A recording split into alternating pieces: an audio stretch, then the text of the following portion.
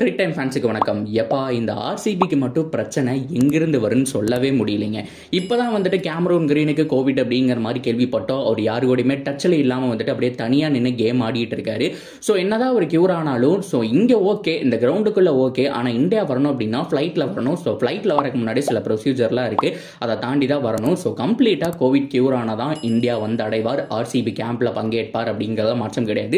So இந்த பிரச்சனை ஒரு பக்கம் போயிட்டு இருக்கா. இந்த மேக்ஸ்வெல் கம்முனே இருக்க மாட்டாரு, விளையாட்டு பையன் தான். ஸோ கொஞ்சம் வந்துட்டு சுட்டியா, அது மட்டும் இல்லாமல் அங்கேயும் இங்கேயும் ஓடிட்டு ஒரு இடத்துல நிற்கவே மாட்டார், துருன்னு இருக்கக்கூடிய ஆள் தான். அதுக்கு நீ இப்படியாடா பண்ணுவேன் அப்படிங்கிற மாதிரி கேட்டிருக்காங்க. ஸோ 3 மாத காலத்துக்கு ஓய்வு கொடுத்துருக்காங்க ஆஸ்திரேலியா, பிகாஸ் அவருடைய உடல் தகுதியை நிரூபிக்கணும். அப்போ ஐபிஎல் அப்படிங்கிற மாதிரி ஆர்சிபி ஃபேன்ஸ் எல்லாம் தலையில கை வச்சுட்டாங்க. ஆக்சுவலாக என்ன நடந்துச்சு, மேக்ஸ்வெல்லுடைய அப்டேட் என்ன, திடீர்னு நம்ம சேனலில் எல்லாரும் போட்டதுனால இந்த வீடியோ அப்படிங்கிறத நான் போடுறேன். ஸோ என்ன இது அப்படிங்கிறத பார்க்கலாம். அதுக்கு முன்னாடி ஃபர்ஸ்ட் டைம் சேனலுக்கு வரீங்கன்னா மறக்காம சப்ஸ்கிரைப் பண்ணி சப்போர்ட் பண்ணுங்க, அப்போ அப்டேட் எல்லாமே உங்களை வந்து சேரும். சரி வாங்க வீடியோக்குள்ள போகலாம். ஸோ மேக்ஸ்வெல்லை பொறுத்த வரைக்கும் வந்துட்டு நம்ம மாஸ்டர் படத்தில் வர ஜேடி மாதிரி தான். ஸோ குடி வந்துட்டு கொஞ்சம் ஓவர் தாங்க, பயங்கரமாக குடிப்பாங்க. அவர் மட்டும் இல்லை, ஆஸ்திரேலியன் டீமில் இருக்க 90% மேக்ஸிமம் பிளேயர்ஸ் எல்லாருமே பார்த்தோம் அப்படின்னா பயங்கரமாக சரக்கு அடிப்பாங்க, அதில் எந்த விதமான மாற்றமும் கிடையாது. ஸோ மேக்ஸ்வெல்லை பொறுத்த வரைக்கும் தமிழ்நாட்டு மாப்பிள்ளை, தமிழ்நாட்டை சேர்ந்த ஒரு பொண்ணை தான் வந்துட்டு கல்யாணம் பண்ணியிருக்காரு. இந்த விஷயம்லாம் நமக்கு தெரியும். ஸோ வேர்ல்டு கப்புக்கு அப்புறம் கொஞ்சம் ரெஸ்ட்ல இருந்தார், அப்பவே சரக்கு அடிச்ச ஒரு இஷ்யூ வந்தது அப்படிங்கிற மாதிரி தான் வெளியில் வச்சிருந்தாங்க. ஸோ இப்போ என்ன ஆயிருக்கு அப்படின்னு கேட்டிங்கன்னா, ஒரு பர்த்டே பார்ட்டிக்கு போயிருக்காரு, பயங்கரமாக சரக்கு அப்படிங்கிறத அடிச்சிருக்காரு. அவரோட ஃப்ரெண்டை வந்துட்டு துரத்தி இருக்காருங்க. ஸோ ஃப்ரெண்டு கூட ஜாலியாக விளையாண்டுட்டு அந்த டான்ஸ் பண்ணிட்டு அப்படி சேஸ் பண்ணும்போது பார்த்தோம்னா கீழே விழுந்து அவருடைய காலை அவரே உடச்சிக்கிட்டாரு. ஸோ இப்போ ஒரு கொஞ்ச நாள் வந்துட்டு ஹாஸ்பிட்டலில் போயிடுச்சா, திடீர்னு வந்துட்டு சுற்றி இருக்கிற மக்கள் எல்லாருமே வந்துட்டு ஹாஸ்பிட்டல் தூக்கிட்டு போகிறாங்க. ஸோ வந்துட்டு ஒரு சில நாட்களே அவர் வீடு திரும்பிட்டார். இப்போ அது பிரச்சனை கிடையாது, பயங்கரமாக சரக்கடிச்சு அவருடைய காலை உடச்சிக்கிட்டாரு. ஸோ இன்ஜுரி சரியாகிறதுக்கு வந்துட்டு 30 நாளைக்கு மேலே ஆகுன்னு சொல்லியிருக்காங்க. ஸோ ஐபிஎல்குள்ளே ரெடி ஆயிடுவார் அப்படின்னா கூட ஆஸ்திரேலியன் மேனேஜ்மெண்ட் என்ன சொல்லியிருக்காங்க அப்படின்னா வார்னிங் கொடுத்துருக்காங்க. ஸோ மெக்டொனால்ட் அதாவது வந்துட்டு ஆஸ்திரேலியன் டீமுடைய ஹெட் கோச், அவர் வந்துட்டு என்ன சொல்லியிருக்காரு அப்படின்னா, தயவு செஞ்சு இந்த மேக்ஸ்வெல்ல என்ன பண்றதுன்னே எங்களுக்கு தெரியலைங்க, ஸோ அவருக்கு அறிவுரை வழங்கணும், அவர் பேசுற கண்டிஷன்ல இல்லை அப்படிங்கிற மாதிரி சொல்லியிருந்தாரு. இப்போ 2 நாளுக்கு அப்புறம் போதையெல்லாம் தெரிஞ்சிருச்சு போல. ஸோ இப்போதான் பேசுற கண்டிஷன் வந்திருக்காரு அப்படின்னதுக்கப்புறம் இந்த மாதிரிலாம் நீங்க பண்ணக்கூடாது. ஸோ நீங்க வேர்ல்ட் கப் வின்னிங் டீம்ல இருக்கீங்க, T20 வேர்ல்ட் கப் வருது, ஸோ என்ன பண்ண போறீங்க, உடல் தகுதியை நிரூபிக்கணும். ஸோ நீங்க இந்த மாதிரி வந்துட்டு ஓவரா சரக்கு அடிச்சுட்டு பண்ணிட்டு இருந்தீங்கன்னா ஆல்ரெடி இப்போ லெக்கு இன்ஜுரி, என்னங்க இப்படி பண்ணி வச்சிருக்கீங்க அப்படிங்கிற மாதிரி மேனேஜ்மெண்ட் கிட்ட இருந்து பயங்கரமான ஏத்து அப்படிங்கிறது மேக்ஸ்வெலுக்கு போய் சேர்ந்திருக்கு. ஸோ எல்லாருமே திட்டிருக்காங்க. பேட் கமின்ஸ் முதல் கொண்டு 2 நாளைக்கு முன்னாடி பிரஸ் மீட்டை வந்துட்டு அவர் எல்லாருமே சேர்ந்து அனௌன்ஸ் பண்ணியிருந்தாங்க.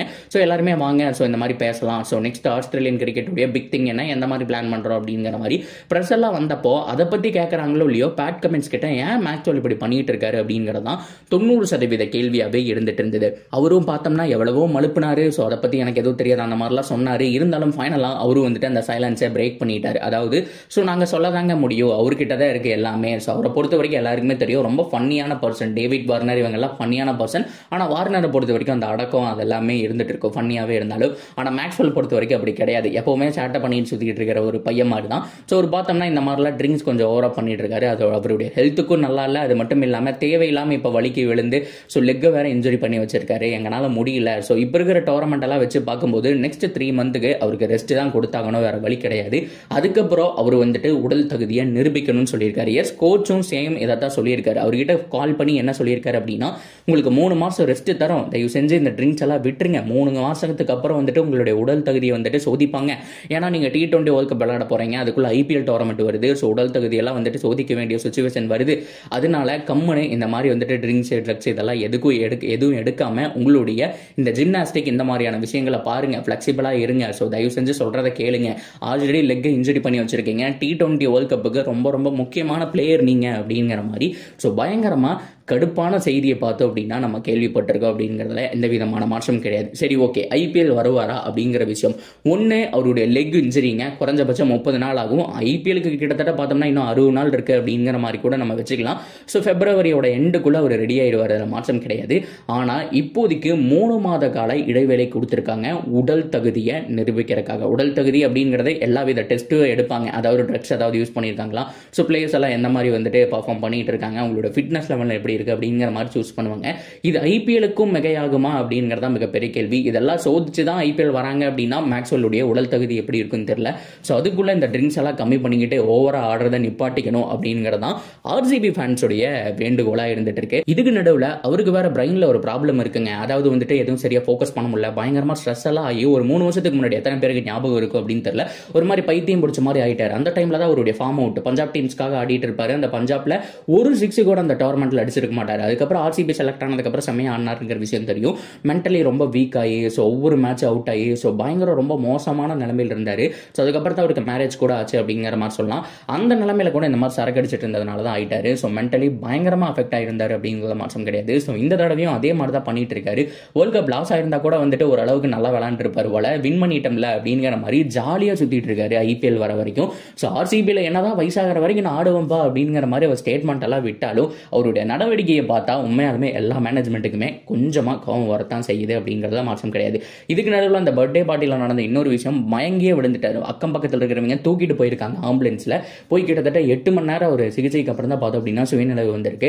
ஸோ அதுக்கப்புறம் வந்துட்டு லெக்ல அந்த இன்ஜுரி வேறு இருக்கா, ஸோ அதுக்கு ஒரு ட்ரீட்மெண்ட் பார்த்துட்டு அவர் வந்துட்டு பயங்கரமாக குடிச்சதுனால அப்போ ட்ரீட்மெண்ட் பார்க்க முடியல அப்படிங்கிற மாதிரி அந்த சொத்தி ஹாஸ்பிட்டலில் இருக்கிறவங்களாம் சொல்லியிருக்காங்க.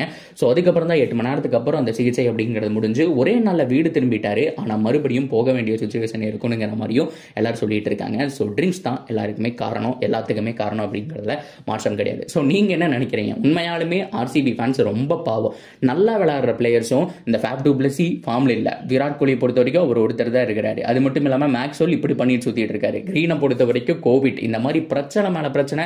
டாம் கரன் பார்த்தோம் அப்படின்னா அவருக்கு ஆளை உடச்சிக்கிட்டு 3 மாதம் ரெஸ்ட்ல இருக்கிறாரு. ஏகப்பட்ட பிரச்சனைகள் இருக்காங்க. என்னதான் நடக்க போகுது அப்படிங்கிறத வெயிட் பண்ணி பார்க்கலாம் கைஸ். நீங்கள் ஓவராலாக என்ன நினைக்கிறீங்க அப்படிங்கிறத கமெண்ட்ல சொல்லுங்க. தொடர்ந்து அப்டேட்டுக்கு சேனலோட இணைஞ்சிருங்க. மறக்காம சப்ஸ்கிரைப் பண்ணி சப்போர்ட் பண்ணுங்க.